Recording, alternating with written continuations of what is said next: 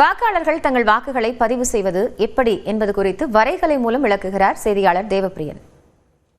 தமிழ்நாட்டில் இருக்கக்கூடிய 5,73,00,000 வாக்காளர்கள் வாக்களிக்க தேர்தல் ஆணையம் எல்லா ஏற்பாடுகளையும் செஞ்சிருக்காங்க. காலை 7 மணிக்கு தொடங்கி மாலை 6 மணி வரைக்கும் வாக்குப்பதிவு நடைபெற இருக்கு. வாக்காளர்கள் என்ன செய்யணும் அப்படின்றத பார்க்கலாம். வாக்குச்சாவடிக்கு உள்ளே நுழைந்த உடனே வரிசை இருந்தால் நீங்களும் வரிசையில காத்திருக்கணும்.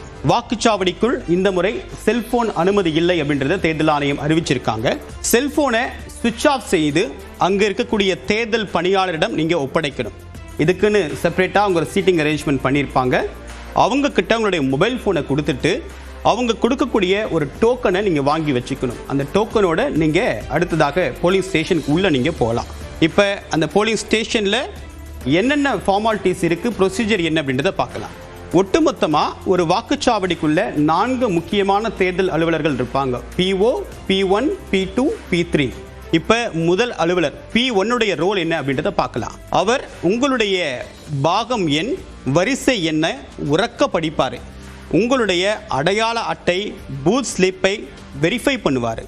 இந்த தகவல் எல்லாம் சரியா அப்படின்னு அங்கே இருக்கக்கூடிய வேட்பாளருடைய முகவர் ஒருத்தர் வெரிஃபை பண்ணுவாங்க. அவங்ககிட்டையும் அந்த டாக்குமெண்ட் இருக்கும், வேட்பாளர் பட்டியல் இருக்கும். இந்த நபர் தான் அவங்க அப்படின்னு உறுதி பண்ணாங்கன்னா அடுத்த கட்ட ப்ரொசீஜருக்கு நீங்கள் போகலாம். அடுத்ததாக 2வது அலுவலர் என்ன செய்வார் அப்படின்னா உங்களுடைய இடது கை ஆட்காட்டி விரல்ல மை வைப்பார். அடுத்ததாக 17A படிவத்தில் உங்களுடைய கையெழுத்தை பெறுவார். அடுத்ததா வாக்களிப்பதற்கான சீட்டை உங்ககிட்ட கொடுப்பாரு. ஸோ இதுதான் P2 உடைய ரெஸ்பான்சிபிள். இப்போ நீங்கள் இந்த சீட்டை வாங்கிட்டு 3வதாக இருக்கக்கூடிய P3 கிட்ட நீங்கள் போகணும்.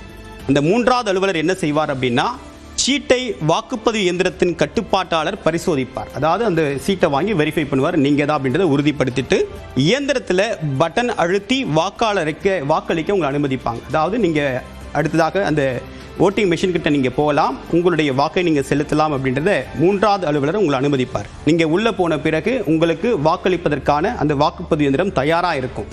ஸோ நீங்கள் உங்களுக்கு பிடித்த வேட்பாளர் யாருக்கு நீங்கள் வாக்களிக்க விரும்புகிறீங்க அப்படின்றத அந்த எந்த எண் வரிசை எண்ணை பார்த்து நீங்கள் தேர்வு செய்யலாம். தேர்வு செய்த பிறகு என்ன நடக்கும் அப்படின்னு பார்த்தா உங்களுக்கு ஒரு பீப் ஒலி கேட்கும். அந்த பீப் சவுண்ட் கேட்ட பிறகு உங்களுடைய ஓட் ரெஜிஸ்டர் ஆகிடுச்சு, பதிவாயிடுச்சுன்னு அர்த்தம். கரெக்டாக நாம் அதுக்கு தான் போட்டிருக்குமா அப்படின்னு நீங்கள் வெரிஃபை பண்ணணும் இல்லையா? அதுக்காக உங்களுக்கு விவிபேட் இயந்திரம் பக்கத்திலே இருக்கும். அதில் அந்த விவிபேட் இயந்திரத்தில் ஒரு பிரிண்டான ஷீட் வந்து டிரான்ஸ்பரண்ட் கிளாஸ் வழியாக உங்களால் பார்க்க முடியும்.